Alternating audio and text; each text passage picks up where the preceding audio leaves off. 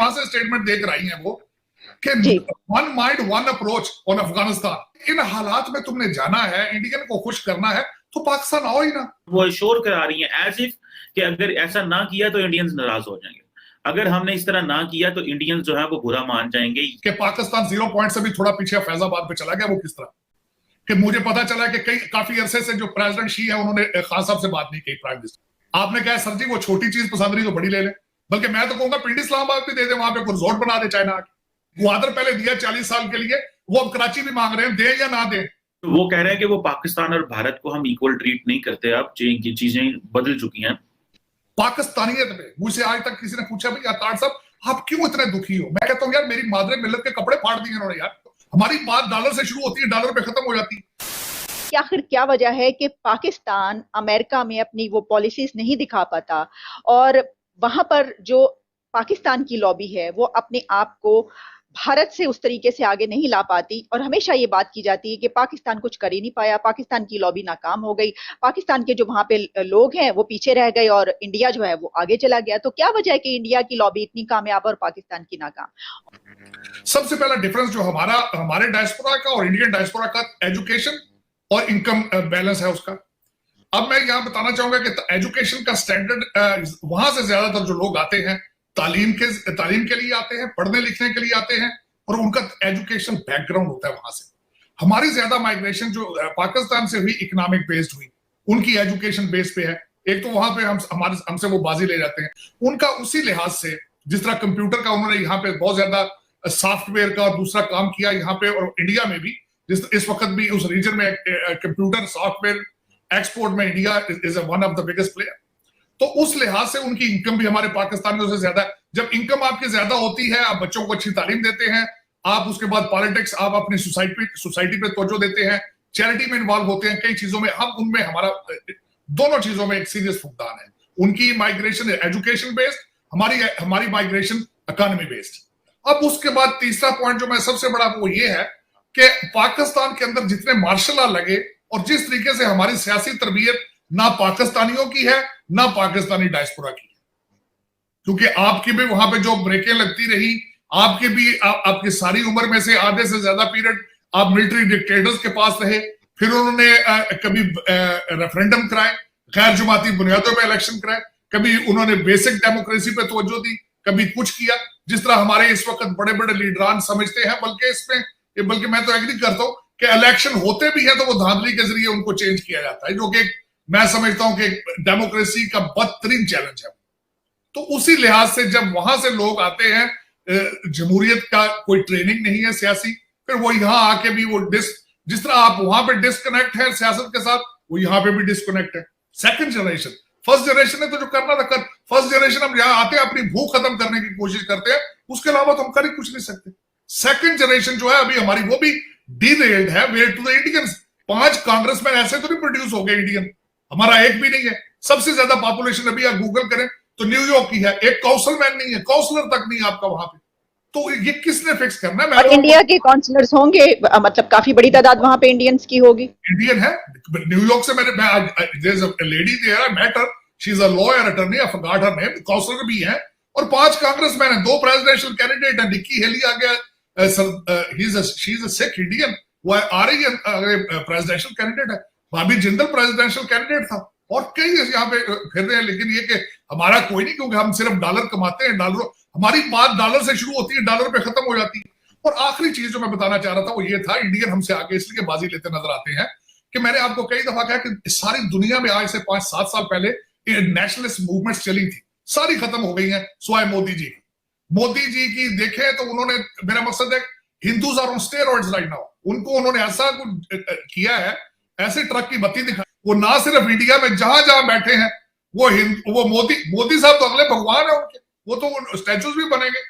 कि देखिए, एक तो ये कि हम ये जानते हैं कि एजुकेशन का तो यकीनी तौर पर पाकिस्तान में सिस्टम जो हमेशा से तालीमी है, यहाँ पर तो आप देखिए कि पीएचडी बन जाते हैं तब भी अंग्रेजी सही तरीके से बोलना नहीं आती। और आप भारत को देख लीजिए, वहां पर जो है जिस तरह वो एक मजाक किया जाता है, लतीफा बोला जाता है कि जी आप वेस्ट में बच्चा अंग्रेजी बोलते, तो इंडिया के लिए ये कहना चाहिए कि उनका देखिए कि वो किस तरीके से, जब इस तरीके से वो वाली लैंग्वेज, फॉरेन लैंग्वेज बचपन से ही बोलते हुए आगे जाते हैं, तो वहां पर जाकर वेस्ट में उनको कोई प्रॉब्लम नहीं होती कम्युनिकेट करने में, फिर ये कि उनका एजुकेशन सिस्टम इतना अच्छा, फिर ये कि उनकी जमहूरियत इतनी जबरदस्त, फिर उनकी ट्रेनिंग्स इतनी आला, ये सब कुछ बहुत फर्क है दोनों मुल्कों में, हम जानते हैं। और फिर मुआशरत का भी सर, वो साजिद साहब, मैं तो इसमें ये भी ऐड करूंगी कि उनका जो माइंडसेट है वो दूसरों को एक्सेप्ट करने का है। हमारा माइंडसेट तो, हम तो अपने परफॉर्मिंग आर्ट्स को ही एक्सेप्ट नहीं करते ना, हम तो बहुत सारी चीजों को बुरा कहते हैं, अभी तक हम उन चीजों से नहीं निकल पाए, जबकि वो इसको, तो ये सब चीजें इसमें करती हैं। लेकिन इसी के तनाजुर में अगर हम देखें इस वक्त, आप जानते हैं कि वेंडी शर्मन ने कुछ इस तरह की बात की,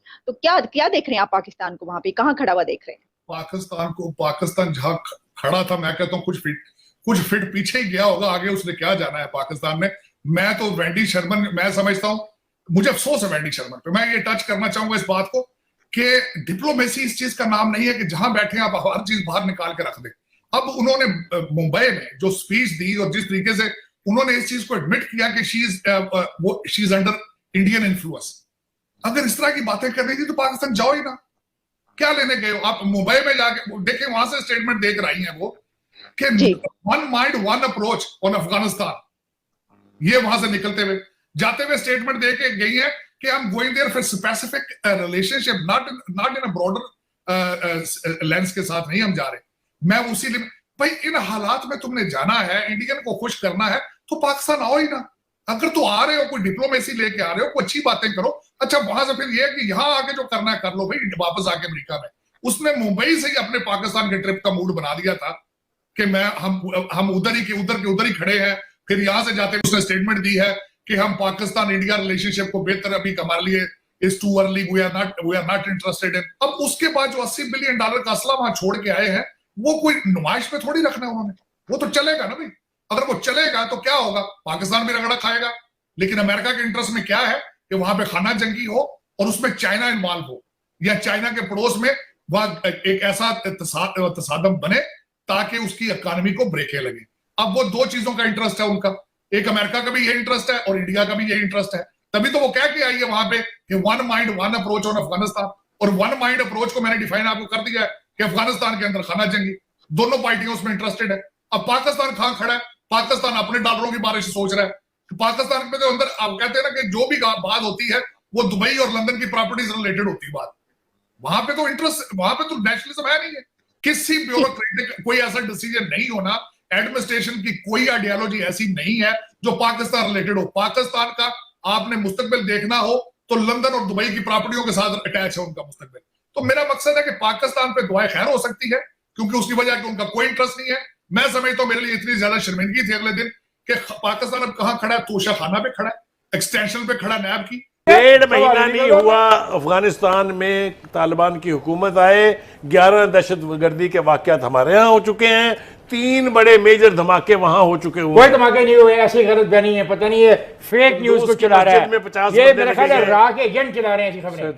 देखें बात सुने, नहीं राह के एजेंट है ये, खान साहब राह के एजेंट चला रहे खबरें। आप ये कहें राह ने करवा रही है, ये सारी चीजें राह करवा रही है, आप बात कर रहे हैं, ठीक है, राह करवा रही है। और ये वेंडी फिर क्या करने आई थी, क्या हमें वेंडी यहाँ करने आई थी डू मोर। वेंडी आपसे 4 चीजें डिमांड करने आई है। आपका बड़ा अच्छा सवाल है, आप कर क्या सकते हैं? वेंडी यहाँ आई है फीलर लेने के लिए, बिकॉज देखें इस क्वार्टर के अंदर मैं जरा बात कर लूं तो फिर आप प्लीज मुझे बता दें। आप, मैं सिर्फ इतना कहूंगा, देखें कि वेंडी यहाँ आई है फीलर लेने के लिए। On the global circuit America is seen as a disaster कि जो उसने यहाँ एक आप कह लो उसका लॉस हुआ है। अब वो उसको रिकवर करने के लिए आई है, फेस सेविंग के लिए आई है, ग्रेस के लिए, स्केपगोट बनाने के लिए आई है कि कैसे हम इसको रिजॉल्व करें। तो फिर कैसे हम ये मलबा पाकिस्तान पे डालें? To your observation they can not dictate us. वो 3 चीजें करने आए। They should not. हम इतनी स्ट्रॉन्ग ताकत हैं, हम इतनी पावरफुल ताकत है, हमने नेटो को शिकस्त दे दी वहां पे, नेटो को हमने भगा दिया वहां से। नेटो में खान साहब इसमें कोई शक वाली बात नहीं है, नेटो के साथ तो मिलकर लड़े हैं। आपको कोई आप अजीब बातें कर रहे हैं। 1 सेकंड खान साहब, देखो आपकी बात का जवाब दे रहा हूं। अमेरिका भाग गया वहां से, सब भाग गए। आप वहां पे खला है और खला को पूरा करने के लिए मोहित यूसुफ काफी है और आपका वजीर खारजा काफी है और आपकी तजावीज काफी। दुनिया आपकी तजावीज के पीछे अमेरिका आपसे 3 चीजें डिमांड कर रहा है। खान साहब उस पे आ जाएं। जो 3 चीजें मेरे डिमांड इल्म कर में तो रहा नहीं है, है। मैं बताता हूं ऑन दी हमने देखना है कि ऑन द रिकॉर्ड वो क्या मांग रहे हैं। ऑन द रिकॉर्ड डिप्लोमेसी भी कोई चीज होती क्या है? है, तमाम चीजें आपको स्क्रीन पे कैसे नजर पता नहीं लगा क्या आती। मांग रहे हैं? हर चीज इंडिया से आई है, इंडिया में उससे कोई ऐसा मुतालबा नहीं किया। इंडिया और आपका क्या मुकाबला है? आप और इंडिया से आप क्यों कंपैरिजन कर रहे हैं? वो उनकी अपनी फॉरेन पॉलिसी है, हमारी अपनी फॉरेन पॉलिसी है, हमारी अपनी जियो स्ट्रेटेजिक लोकेशन है, उनकी अपनी जियो स्ट्रेटेजिक इंपॉर्टेंस है। हमारे अफगानिस्तान के स्टेट इंडिया से बहुत ज्यादा है। इंडिया को उनकी मिन्नत कर रहा है कि हमें अफगानिस्तान में हमारे इंटरेस्ट को वॉच करें, हमारा रोल करें। This is the one point which you wanted to ask, and the second question. Javed has a point. एक सेकंड बुखारी साहब मुझे मुकम्मल करने दें। फॉरेन पॉलिसी में जब तक मोहताज रहे हैं अमेरिका के, हमारी तबाही हुई है। नहीं, बिल्कुल सही बात है। जब से एब्सोल्युटली नॉट कहा है, अमेरिकनों को दस्त लगे हुए हैं। तालिबान को हुकूमत में आए 1.5 महीना हो गया ना? कितने धमाके हुए उनके अंदर? 6 हुए या 7? खान साहब आपको नहीं पता?